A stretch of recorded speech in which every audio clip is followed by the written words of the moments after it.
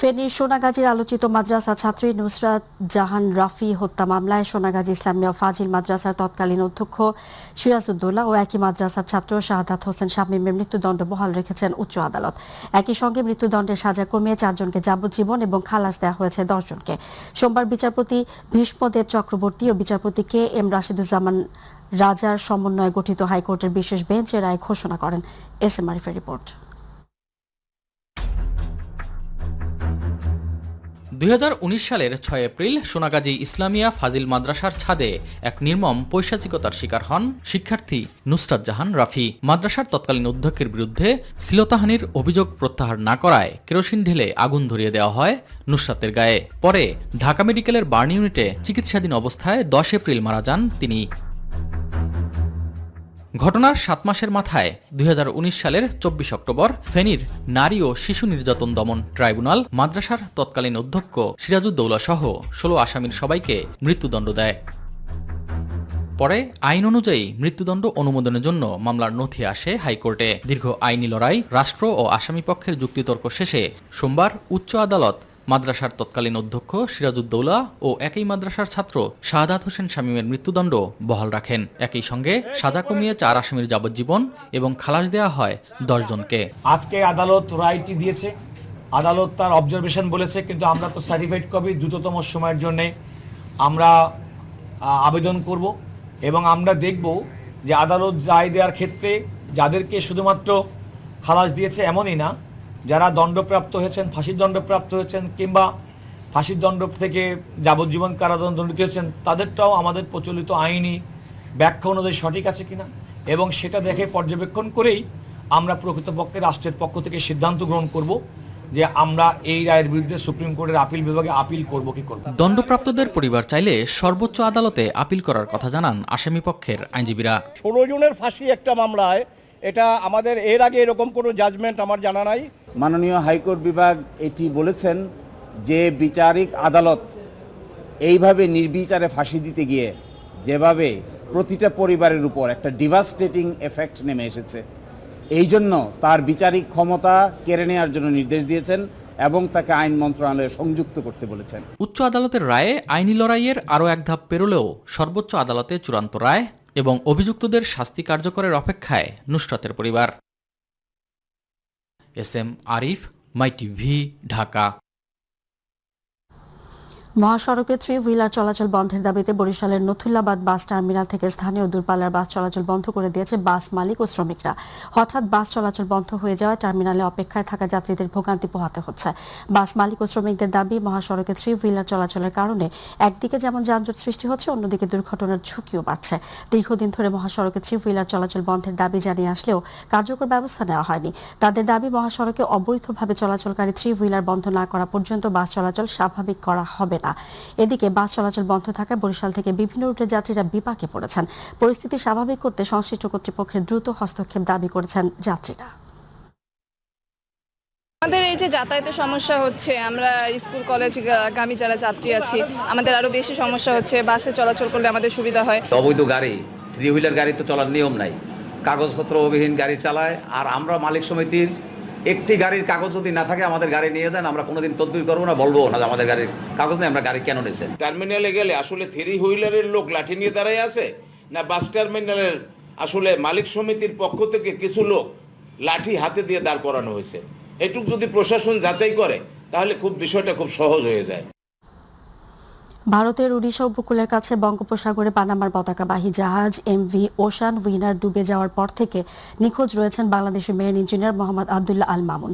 তিনি সাতক্ষীরা পৌরসভার 1 নম্বর ওয়ার্ডের আমতলা এলাকার ডক্টর আব্দুর রহিমের ছেলে। তার নিখোঁজের খবর ছড়িয়ে পড়ার পর থেকে পরিবারের সদস্য স্বজনদের মধ্যে চরম উদ্বেগ উৎকণ্ঠা বিরাজ করছে। শনিবার ভারতের ওড়িশা উপকূল থেকে প্রায় 240 নটিক্যাল মাইল দূরে জাহাজটি ডুবে যায়। জাহাজটিতে মোট 24 জন ক্রু ছিলেন। তাদের মধ্যে 20 জন চীনের, 3 জন মিয়ানমারের এবং 1 জন বাংলাদেশের নাগরিক। গত বুধবার জাহাজ থেকে পরিবারের সঙ্গে সর্বশেষ কথা হয় আবদুল্লাহ মামুনের। এরপর শনিবার জাহাজ ডুবির খবর পান পরিবারের সদস্যরা। এদিকে নিখোঁজ মামুনের পরিবারের পাশে থাকার আশ্বাস দিয়েছেন সাতক্ষীরা জেলা প্রশাসক মিস কায়সার আজিজ। আমি গতকালকে দুপুরের আগ দিয়ে জানতে পারি যে ওই শিপটা ঝড়ের কবলে পড়ছে বা এরকম ত্রুটিজনিত কারণে ডুবে গেছে এবং 2 জন ইনস্ট্যান্ট রেস্কিউ হয়েছে, কিন্তু 2 জনই চাইনিজ, একমাত্র বাংলাদেশি ওই ছিল। এরপর থেকে আমরা ওর আর কোনো ধরনের যোগাযোগ বা কোনো ধরনের ট্রেস পাচ্ছি না। নারায়ণগঞ্জের সোনারগাঁয়ে 3টি চুনা কারখানার অবৈধ গ্যাস সংযোগ বিচ্ছিন্ন করে কারখানা গুড়িয়ে দিয়েছে Titas gas transmission and distribution company. আজ সকাল থেকে বিকেল পর্যন্ত উপজেলার সোনাখালী, প্রতাপের চর ও পিরোজপুর এলাকায় চুনা কারখানায় ভ্রাম্যমাণ আদালতের মাধ্যমে অভিযান চালায় তিতাস। এ সময় অবৈধ গ্যাস সংযোগে ব্যবহৃত পাইপ, রাইজার ও বার্নার জব্দ করা হয়। ভ্রাম্যমাণ আদালত পরিচালনা করেন নারায়ণগঞ্জ জেলা প্রশাসকের কার্যালয়ের নির্বাহী ম্যাজিস্ট্রেট সুহা তাবিল। তিতাস গ্যাস সোনারগাঁয়ের মেঘনাঘাট অঞ্চলের ব্যবস্থাপক সুরজিৎ কুমার সাহা জানান, কিছু অসাধু লোকজন সরকারি দলের নেতাকর্মীদের প্রভাব দেখিয়ে অবৈধ গ্যাস সংযোগ নিয়ে চুনা কারখানা গড়ে তোলে। কারখানাগুলো ঘন্টায় 12,000 ফুট অবৈধ গ্যাস ব্যবহার করে। এতে সরকার প্রতি মাসে বিপুল পরিমাণ টাকা রাজস্ব হারাচ্ছে। অভিযানের সময় তিতাসের উপসহকারী প্রকৌশলী তৌফিকুর রহমান, জহুরুল ইসলাম সহ বিপুল সংখ্যক পুলিশ সদস্য উপস্থিত ছিলেন। গাজীপুরের কালিয়াকৈরে তীব্র গ্যাস সংকটে চরম ভোগান্তিতে পড়েছেন সিএনজি চালিত অটোরিকশা চালক, ব্যক্তিগত গাড়ির মালিক, অ্যাম্বুলেন্স চালক ও সাধারণ মানুষ। গ্যাসের স্বল্প চাপের কারণে অধিকাংশ সিএনজি ফিলিং স্টেশনে দেখা যাচ্ছে গাড়ির দীর্ঘ লাইন। ঘন্টার পর ঘন্টা অপেক্ষা করেও কাঙ্ক্ষিত পরিমাণ গ্যাস পাচ্ছে না চালকেরা। অনেককে আবার খালি হাতেই ফিরতে হচ্ছে। বিস্তারিত থাকছে কালিয়াকৈর উপজেলা প্রতিনিধি আজিজুর রহমান আজিজের পাঠানো তথ্যচিত্রে। শবনম ভবনের রিপোর্ট। সকাল থেকে গভীর রাত পর্যন্ত যানবাহনের দীর্ঘ সারি। কারণ একটাই, সিএনজি ফিলিং স্টেশনে গ্যাস নেই। গাজীপুরের কালিয়াকৈরে গ্যাসের জন্য দীর্ঘ সময় অপেক্ষা করে নষ্ট হচ্ছে চালকদের কর্মঘণ্টার বড় একটি অংশ। এর ফলে তাদের কমছে আয়, বাড়ছে ভোগান্তি। এদিকে তীব্র গ্যাস সংকটের মধ্যেও কিছু ভারী যানবাহনকে অগ্রাধিকার দিয়ে গ্যাস সরবরাহ করা হচ্ছে বলে অভিযোগ লাইনে অপেক্ষারত চালকদের। আমরা গ্যাসের জন্য দিনের পর দিন কষ্ট করি, কিন্তু কোম্পানির লরি গাড়ি ঠিকই গ্যাস পাচ্ছে, আমরা পাচ্ছি না। আমরা এত টাকা দিতে পারি না দিকে আমাদের গ্যাস দিচ্ছে না। ফিলিং স্টেশন কর্তৃপক্ষ বলছে, চাহিদার তুলনায় সরবরাহ কমে যাওয়ায় তারা স্বাভাবিকভাবে গ্যাস দিতে পারছে না। গ্যাস না দিয়ে আপনি গ্যাস দিচ্ছেন না দিছি তো না লরি না দিছি তো দিতাছে তো স্যার, ওদের পারমিশন ছাড়া তো আমরা কিছু জি ক্ষতি তো অবশ্যই। শুধু সিএনজি ফিলিং স্টেশন নয়, গ্যাসের স্বল্প চাপের প্রভাব পড়েছে আবাসিক এলাকাগুলোতেও। বাসাবাড়িতে পর্যাপ্ত গ্যাস না থাকায় রান্না করতে সমস্যায় পড়েছেন অনেক পরিবার। গ্যাসের চাপ কম থাকায় বিভিন্ন শিল্প কারখানাগুলোতেও উৎপাদন ব্যাহত হওয়ার আশঙ্কা রয়েছে। শুধু কোম্পানি গাড়ির লেগে আমরা গ্যাস পাচ্ছি না। মানুষ চলাচল করতে পারে না, ভোগান্তি, আমরা ইনকাম করতে পারি না, আমাদের কর্মস্থান সমস্যা হয়ে গেছে। দ্রুত গ্যাস সরবরাহ স্বাভাবিক না করা গেলে পরিবহন খাত, আবাসিক গ্রাহক ও শিল্পাঞ্চলে এর নেতিবাচক প্রভাব আরও বাড়বে বলে মনে করছেন অনেকে। শবনম অবনী, মাই টিভি। উত্তর পশ্চিম বঙ্গোপসাগর ও তৎসংলগ্ন উপকূলীয় এলাকায় অবস্থানরত লঘুচাপটি উত্তর পশ্চিম দিকে অগ্রসর হয়ে বর্তমানে গাঙ্গেয় পশ্চিমবঙ্গ এবং তৎসংলগ্ন উত্তর উড়িষ্যা ও উত্তর পশ্চিম বঙ্গোপসাগর এলাকায় অবস্থান করছে। এ পরিস্থিতিতে চট্টগ্রাম, কক্সবাজার, মোংলা ও পায়রা সমুদ্র বন্দরকে 3 নম্বর স্থানীয় সতর্ক সংকেত দেখিয়ে যেতে বলা হয়েছে। সোমবার এক সতর্ক বার্তায় তথ্য জানায় আবহাওয়া অধিদপ্তর।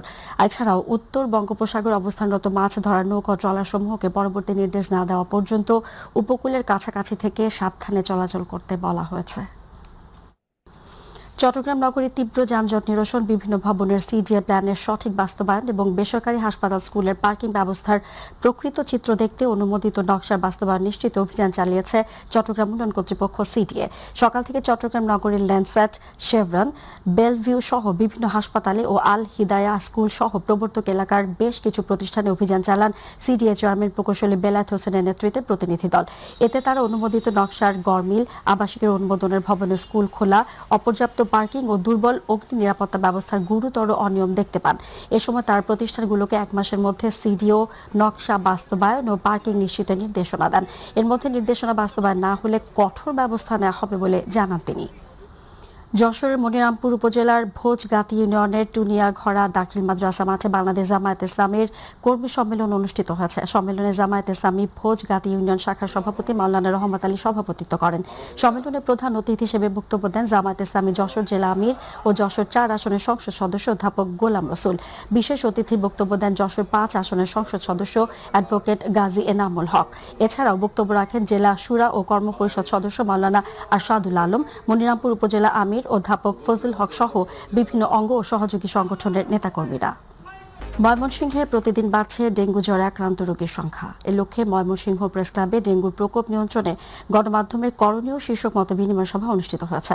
দুপুর প্রেস ক্লাব মিলনায়তনে অনুষ্ঠিত সভায় প্রধান অতিথির বক্তব্য রাখেন সিটি প্রকাশক রুকনুজ্জামান রোকন।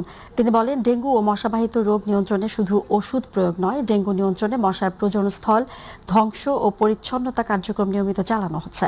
তবে নগরবাসীর সহযোগিতা ছাড়া ডেঙ্গু নিয়ন্ত্রণ করা সম্ভব নয়। তাই প্রত্যেক নাগরিককে নিজ নিজ বাসাবাড়ি, ছাদ, বারান্দা ও আশপাশের এলাকায় পানি জমতে না দেওয়ার বিষয়ে সচেতন হতে হবে। এ সময় স্থানীয় সরকার বিভাগের উপপরিচালক উম্মে হাবিবা মীরা, ময়মনসিংহ মেডিকেল কলেজের মেডিসিন বিভাগের বিভাগীয় প্রধান অধ্যাপক ডক্টর মোহাম্মদ এমদাদুল্লাহ খান, প্রেস ক্লাবের সাধারণ সম্পাদক আব্দুল কাইয়ুম বক্তব্য রাখেন। সভায় প্রিন্ট ও ইলেকট্রনিক মিডিয়ার সাংবাদিকগণ উপস্থিত ছিলেন। ডেঙ্গু প্রতিরোধে সঠিক তথ্য প্রচার, জনসচেতনতা বৃদ্ধি এবং সংশ্লিষ্ট কর্তৃপক্ষের সমন্বিত কার্যক্রম তুলে ধরার ক্ষেত্রে গণমাধ্যম কর্মীদের কার্যকর ভূমিকা পালনের আহ্বান জানান বক্তারা। চুয়াডাঙ্গার দামুর হুদায় কোটি টাকার চুল ডাকাতির ঘটনায় কাভার্ড ভ্যানের চালক ও ম্যানেজারকে গ্রেফতার করেছে পুলিশ। গ্রেফতারকৃতরা হলেন কাভার্ড ভ্যান ড্রাইভার চালক শহীদুল ইসলাম ও ম্যানেজার সানোয়ার হোসেন সান্টু। সকালে তাদের আদালতে সোপর্দ করা হয়। পুলিশ জানায়, এই ঘটনায় ব্যবসায়ী শহীদুল ইসলাম বাদী হয়ে মামলা করেন। মামলায় গ্রেফতার দুজনকে আদালতে পাঠানো হয়েছে। ঘটনার সঙ্গে জড়িত অন্যদের গ্রেফতারের অভিযান চলছে। এর আগে শনিবার দুপুরে চুয়াডাঙ্গা দামুর হুদা আঞ্চলিক মহাসড়কের কোষাঘাটা এলাকার 7 থেকে 8 জনের একটি ডাকাত দল অস্ত্রের মুখে জিম্মি করে চুল বোঝাই কাভার ভ্যান থেকে কোটি টাকার চুল লুট করে নিয়ে যায়। দামুরহুদা মডেল থানার ভারপ্রাপ্ত কর্মকর্তা শেখ মেজবাউদ্দিন বলেন, ডাকাতির ঘটনায় 2 জনকে গ্রেফতার করে আদালতে পাঠানো হয়েছে। চট্টগ্রাম নগরীর চেরাগি মোড়ের চেরাগি রেস্তোরাঁয় অস্বাস্থ্যকর ও অপরিচ্ছন্ন পরিবেশে খাবার প্রস্তুতির অভিযোগে 1 লাখ টাকা জরিমানা করেছে জাতীয় ভোক্তা অধিকার সংরক্ষণ অধিদপ্তর। দুপুর পরিচালিত অভিযানে রেস্তোরাঁটির রান্নাঘরে নোংরা পরিবেশ, বিভিন্ন স্থানে তেলাপোকার উপস্থিতি এবং খাবারে খোলা লবণ ব্যবহারের চিত্র পাওয়া যায়। অভিযানের নেতৃত্ব দেন অধিদপ্তর উপপরিচালক মোহাম্মদ ফয়েজুল্লাহ। তিনি জানান, এর আগেও একই প্রতিষ্ঠানকে 3 বার জরিমানা করা হয়েছিল। এরপরও পরিবেশে উন্নতি না হয় এবারও আইনগত ব্যবস্থা নেওয়া হয়েছে। রেস্তোরাঁ কর্তৃপক্ষ নির্দিষ্ট সময়ের মধ্যে রান্নাঘর পরিবেশ উন্নত ও নিরাপদ খাদ্য নিশ্চিত করার বিষয়ে মুচলেখা দিয়েছে।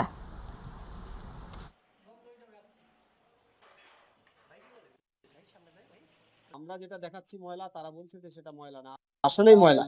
কিন্তু একটা পর্যায়ে স্বীকার করতেছে, যখন আমরা চাপ দিয়ে বললাম যে এটা তো ময়লা, এটার উপরে রেখেছে এবং রাইসের বল রেখেছে ময়লার উপরে, সেটাও তারা বলছে যে গতকালকে পরিষ্কার করেছে। আসলে এগুলো 1 সপ্তাহ ধরেও পরিষ্কার হচ্ছে না, বিষয়গুলো এরকম। তো আমরা তাদেরকে সতর্কতামূলক 1 লাখ টাকা অর্থদণ্ড করেছি। চট্টগ্রাম পর্যটন নগরী কক্সবাজারের উন্নয়ন বিরোধিতা ও ষড়যন্ত্রের প্রতিবাদে সরব হয়ে উঠেছে পর্যটন সংশ্লিষ্ট সহ সচেতন মহল। দীর্ঘ 17 বছরে ইসি আইনের দোহাই দিয়ে উন্নয়নে বাধা দেওয়ার প্রতিবাদে দুপুরে জেলা প্রশাসকের কার্যালয়ের সামনে মানববন্ধন ও সমাবেশ হয়েছে। কক্সবাজার পর্যটন উন্নয়ন ও পরিবেশ রক্ষা কমিটির আয়োজনে অনুষ্ঠিত সমাবেশে বক্তারা বলেন, পর্যটন শিল্প কক্সবাজারের উন্নয়নের প্রধান অঙ্গ, কিন্তু দীর্ঘকাল পেরিয়েও এই পর্যটন শিল্পের যথাযথ উন্নয়ন হয়নি। নেতৃত্বের ঘাটতি, কুচক্রের ষড়যন্ত্র বাধার কারণে তা সম্ভব হয়নি।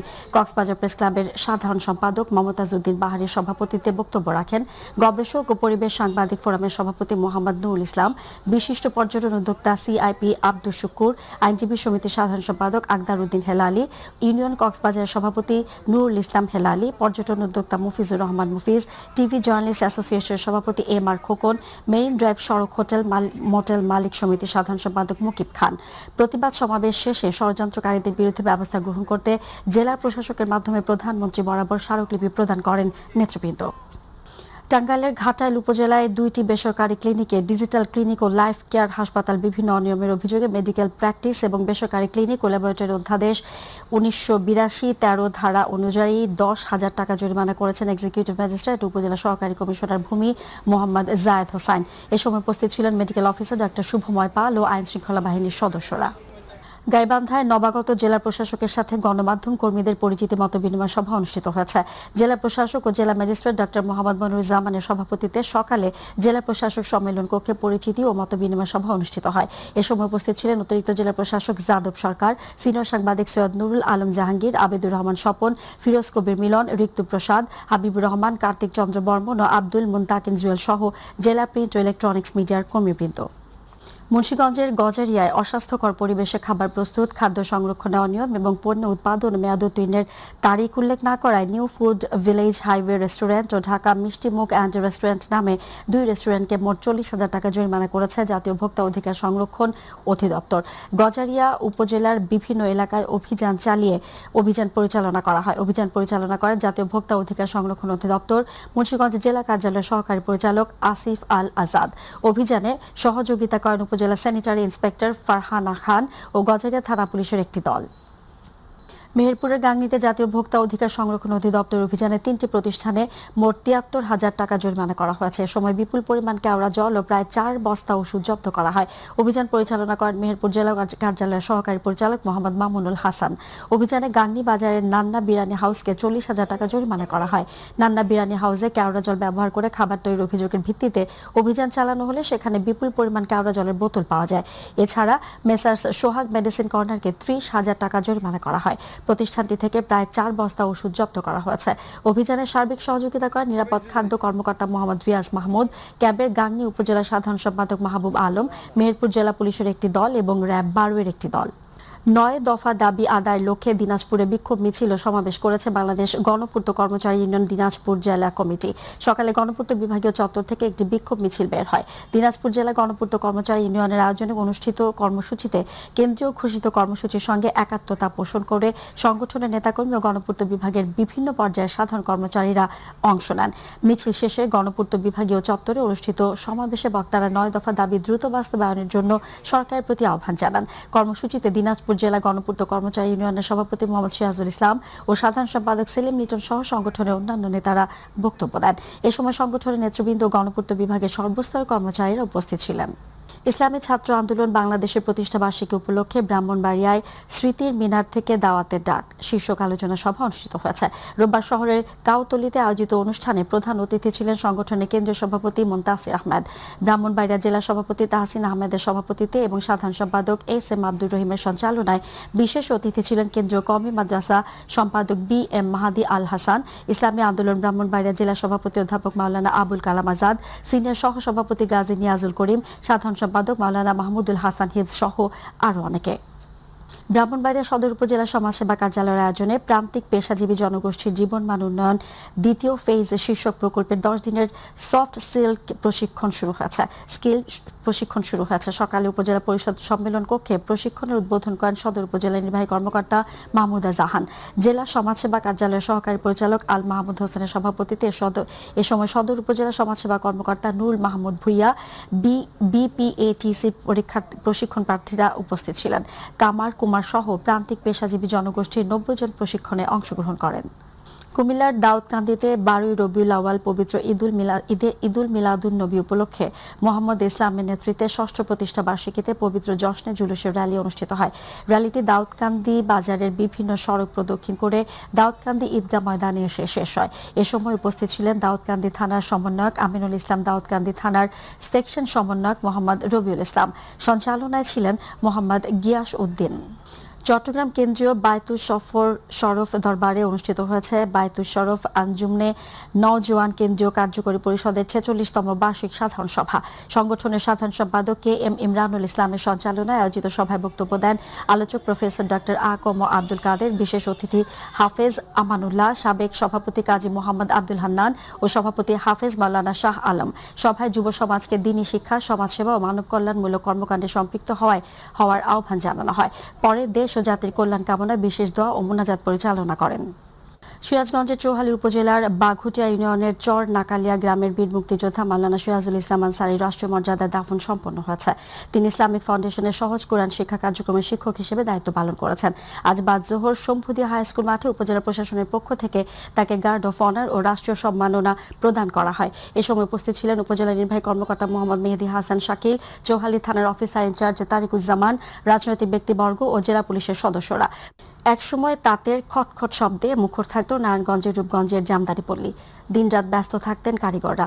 দেশের বিভিন্ন প্রান্ত থেকে ক্রেতারা ছুটে আসতেন ঐতিহ্যবাহী জামদানি শাড়ি কিনতে। কিন্তু সময়ের সঙ্গে বদলে গেছে সেই চিত্র। উৎপাদন খরচ বৃদ্ধি, দক্ষ কারিগরের সংকট আর মেশিনে তৈরি কম দামের শাড়ির সঙ্গে প্রতিযোগিতায় ধুঁকছে রূপনগরের জামদানি শিল্প। ঐতিহ্যবাহী এই শিল্পের ভবিষ্যৎ নিয়েও শঙ্কা দেখা দিয়েছে। প্রতিনিধি মকবুল হোসেনের পাঠানো তথ্যচিত্রে বিস্তারিত জানাচ্ছেন জাহিদ আহমেদ বাবু। রূপগঞ্জের তারাব নোয়াপাড়া বিসিক জামদানি শিল্পনগরী। তাঁতের খটখট শব্দে এখনো তৈরি হয় বাহারি নকশার জামদানি। জটিল নকশা আর মানভেদে একটি শাড়ি তৈরি করতে সময় লাগে কয়েকদিন থেকে কয়েক সপ্তাহ। কিন্তু দীর্ঘ শ্রমের তুলনায় আয় সন্তোষজনক নয়, এমন অভিযোগ কারিগরদের। আমগো যারা কিনে নেয় হেরাই লাভবান। আমগো তো মহাজনরা নিলে এটা কাপড়ি 5,000 10,000 টাকা লাভ করে। এক সপ্তাহ শাড়ির দাম আছে 12,000 টাকা। আর শাড়ি ডিজাইন বুঝিয়ে আবার শাড়ির দাম আছে। শাড়ির দাম কমে আছে গা, কিন্তু শাড়ির যে কাঁচামাল দিয়ে আছে ওগুলির দাম বেড়ে আছে গা, বা দ্রব্যমূল্যের দাম বেড়ে আছে গা। আমরা এটার এখন টিকে রাখাটা অনেক দুষ্কৃতকারী হয়ে যেতেছে আমাদের জন্য। আর এর সঙ্গে যোগ হয়েছে সুতা ও অন্যান্য কাঁচামালের বাড়তি দাম। বেড়েছে জীবনযাত্রার ব্যয়ও। ফলে অনেক দক্ষ কারিগর পেশা বদল করছেন। আমাদের বাজার খারাপ, আগের চেয়ে বাজার খারাপ হলে আমাদের সুতার দাম বেড়ে আছে গা, দড়ির দাম বেড়ে আছে। প্রোডাকশন কম তো 18 ঘন্টা ডিউটি করে আমরা প্রোডাকশন বেশি পাই না। সর্বনিম্ন এক সপ্তাহ, এর উপরে কতদিন লাগে এটা কোনো নির্ধারিত টাইম। বর্তমানে যে অবস্থা জামদানির, এই ক্ষেত্রে মনে করেন এক একজন শ্রমিক রাখতে গেলে 1 লাখ 1.5 লাখ 2 লাখ টাকা করে দাদন দিয়ে রাখতে হয়। আর জামদানি শাড়ি তেমন ভাবে এখন বেচা কিনাও হয় না। শুধু কারিগর সংকটই নয়, বাজারেও কঠিন প্রতিযোগিতার মুখে পড়েছে হাতে তৈরি জামদানি। মেশিনে তৈরি শাড়ি ও কম দামের বিকল্প পণ্যের দাপটে প্রকৃত কারিগর ও ক্ষুদ্র উদ্যোক্তাদের টিকে থাকাই এখন বড় চ্যালেঞ্জ। তাঁতিদের যে বংশ পরম্পরায় তাঁত শিল্পটাকে ধরে রাখা, এটা তাদের মধ্যে প্রবণতাটা কমে যাচ্ছে, যার কারণে তাঁতি কমে যাচ্ছে, দক্ষ তাঁতি কমে যাচ্ছে। তো দক্ষ তাঁতি কমে গেলে আসলে জামদানি শিল্পটাকে টিকিয়ে রাখা একটা চ্যালেঞ্জ হয়ে যাবে। সেই জন্য আমরা 2024 সাল থেকে আমরা আমাদের এই জামদানি শিল্পনগরী কার্যালয়ের মাধ্যমে আমরা বেসিক জামদানি বুনন প্রশিক্ষণের কর্মসূচি চালু করেছি। সরকারি সহায়তা, কারিগরদের ন্যায্য পারিশ্রমিক, কাঁচামালের সহজলভ্যতা এবং দেশি বিদেশি বাজার সম্প্রসারণ এই শিল্পকে টিকিয়ে রাখতে এখন প্রয়োজন জরুরি কার্যকরী উদ্যোগ। আমাদের যে জামদানি পণ্যটি রয়েছে এটা শুধুমাত্র শাড়ির মধ্যে নির্ভরশীল। এখন শাড়ি কিংবা জামা পরীক্ষামূলক আমরা 4টি তৈরি করেছি। এই 4টি আমরা মাননীয় প্রধানমন্ত্রীর কাছে পাঠাচ্ছি এই মাসের মধ্যেই।